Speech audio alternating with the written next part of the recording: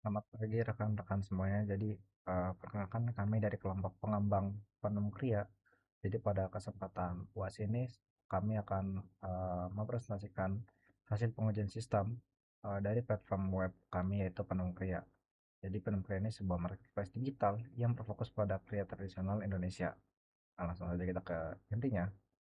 Jadi sebelum masuk ke pengujiannya, latar belakang dari proyek ini adalah Penem Kria sebuah platform marketplace berbasis web yang kami bangun dengan tujuan utama yaitu dalam memperkenalkan karya karya Indonesia secara digital, memberi memberi informasi mengenai filosofi di balik setiap produk, sekaligus mendukung para perajin lokal melalui platform yang modern. Nah, secara teknis, Penemukannya dibangun menggunakan teknologi terkini yaitu adalah React 19, React.js sebagai framework utama, lalu Vite sebagai web tool, lalu Tailwind CSS untuk styling, dan konteks API untuk manajemen state. Nah, dengan fondasi teknologi ini, kami memastikan platform berjalan secara efisien, responsif, dan mudah dikembangkan lebih lanjut. Nah, selanjutnya, mengapa pengujian itu penting? Pengujian kami lakukan dengan 5 tujuan utama, yaitu pertama adalah menemukan bug sebelum sistem digunakan oleh pengguna nyata. Kedua itu memastikan seluruh fitur berjalan sesuai kebutuhan. Ketiga, menjamin kualitas berdasarkan ISO atau IEC 2510. Lalu memastikan sistem stabil setelah perubahan kode. Lalu terakhir ada meningkatkan kepercayaan pengguna terhadap platform.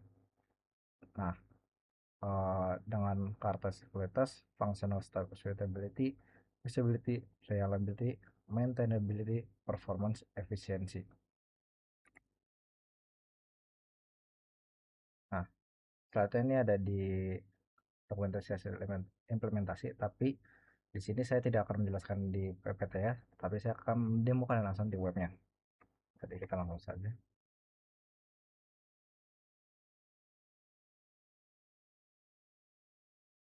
Nah, di sini adalah halaman beranda utama penenun kria. Di sini kalian bisa lihat hero sectionnya seperti menenun cerita, memperdayakan karya, dan statistik perform 100 eh, 200 lebih pertanian lokal, 1.200 lebih produk kurasi, 34 provinsi, dan 8 lebih tahun komunitas. Nah, jika kita scroll ke bawah, di sini ada kayak filosofi ya, dan beserta dengan highlight produknya di bawah sini. Nah, highlight produk-produknya yang dibuat oleh para perajinnya. Nah, selanjutnya jika kita ke toko. Nah, di halaman toko ini di sini pengguna bisa menjelajahi seluruh produk. Jadi dia bisa melakukan di kiri ini bisa melakukan filter berdasarkan kategori, misalnya batik anyaman, atau mungkin bisa dipencet juga ukiran. Juga filter berdasarkan dari filosofi serta fitur pencarian dari keyword yang di kanan atas ini. Nah, fitur-fitur inilah yang akan menjadi subjek utama kita, yaitu black box dan white box testing kami. Oke, selanjutnya di galeri. Di galeri ini menampilkan koleksi-koleksi foto produk secara visual untuk memastikan pengalaman browsing yang estetik bagi pengguna. Di sini juga ada filter berdasarkan wilayah, bisa semua, bisa NTT, NTB, Jawa, dan juga Sumatera. Ya, ini masih on progress, jadi bisa aja wilayah bertambah gitu. Lalu di bawah ada dokumentasi juga seperti vlogging atau mungkin cara pembuatan dari perajinan langsung. Nah, kita lanjut di halaman tentang. Nah, tentang ini tuh berisi sebuah narasi dan visi eh, si penem kria ini untuk eh, untuk menjelaskan filosofi platform dalam mendukung warisan budaya Indonesia. Jadi di sini ada tim-timnya juga, di sini ada teknologi yang kita gunakan. Lalu di kontak, di sini tuh halaman yang dimana pengguna bisa mengirim pesan atau pertanyaan form pertanyaan. Nah, nah, di form ini juga menjadi salah satu kasus uji dalam black box testing kami, termasuk validasi input email dan pembatas karakter dan batas karakter pesan. Nah, itu ini kita singkat aja gambar umum ya platform penemuan dan kalian bisa akses di atas ini. penemkira.vercel.app. Nah, kita balik lagi ke PPT ya. Nah, di black box testing kita menguji fungsi sistem berdasarkan input dan outputnya. Nah, tanpa melihat atau memahami kode program di dalamnya. Fokusnya adalah untuk apakah sistem ini berperilaku sesuai ekspektasi.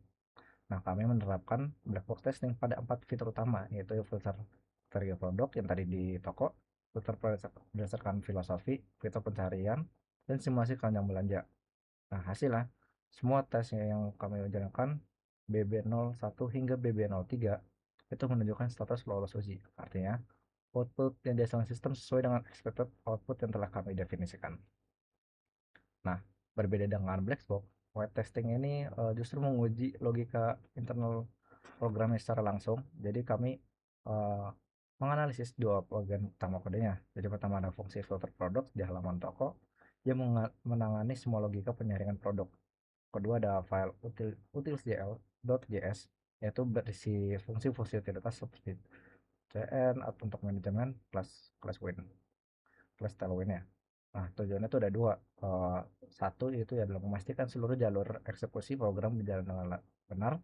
Lalu kedua menghindari adanya dead code atau kode yang tidak pernah dieksekusi.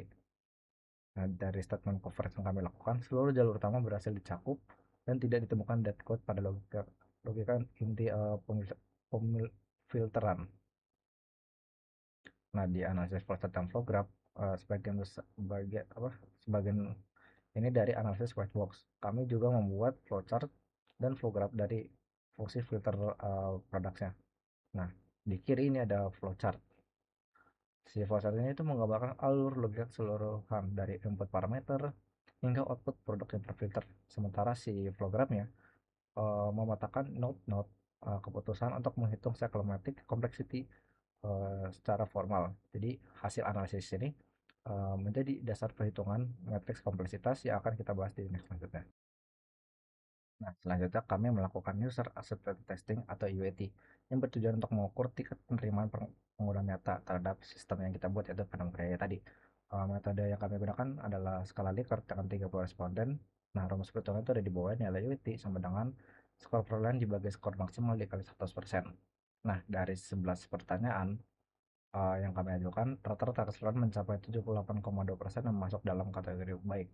Nah, poin tertinggi diraih oleh fitur tombol tambah keranjang dengan 90,8% dan fitur kategori atau filosofi dengan 88,3%, sementara area yang masih perlu peningkatan adalah kemudian layout dan sidebar filter dengan skor 57,5% dalam kategori cukup. Nah, ini menjadi catatan bagi kami untuk pengembangan berikutnya. Nah, next. Di sini ada regression testing dilakukan setelah kami memperbarui animasi di komponen hero-section.jx. Tujuannya memastikan pembaruan tersebut tidak merusak fitur lain yang sudah berjalan, khususnya ya simulasi keranjang belanja. Jadi hasilnya add, update, dan remove. Nah, pada keranjang semuanya itu pass atau lolos. Nah, sementara di object oriented testing berfokus pada interaksi antar komponen React dalam sistem. Kami menguji bagaimana komponen produk card mengirim data produk dan bagaimana card konteks menerima serta mengelola stat keranjang. Nah, komunikasi antara objek terbukti jalan sesuai desain. Nah, di sini kita melihat tiga aspek dari pengujian ini.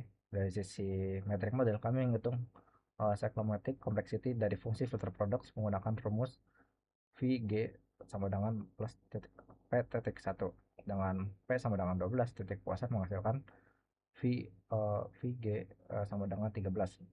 Nah, ini menunjukkan fungsi yang cukup kompleks, namun masih terstruktur dan mudah dipelihara. Dari sisi ini, implementasi ya, penemu Kria ini menerapkan continuous deployment menggunakan GitHub dan Vercel. Jadi setiap ada push ke repository GitHub, secara otomatis akan men-trigger deployment ke production. Nah, dari sisi penyelenggaraan, kami menjalankan dua jenis, yaitu ada corrective maintenance untuk perbaikan bug dan perfective maintenance berupa optimasi aset gambar ke format web guna untuk meningkatkan performa aplikasi. Nah, kesimpulannya, Kodam Kria ini berhasil dikembangkan menggunakan pendekatan Radit, lalu implementasi fitur berjalan sesuai kebutuhan pengguna. Kalau black box dan white box testing menunjukkan hasil baik, User acceptance testing menunjukkan tingkat penerimaan pengguna yang tinggi, regression testing dan object oriented testing berhasil memastikan stabilitas sistem. Lalu terakhir, Penuh Kria ini layak digunakan sebagai platform digital kerja Indonesia. Nah, sekian dari saya. Terima kasih.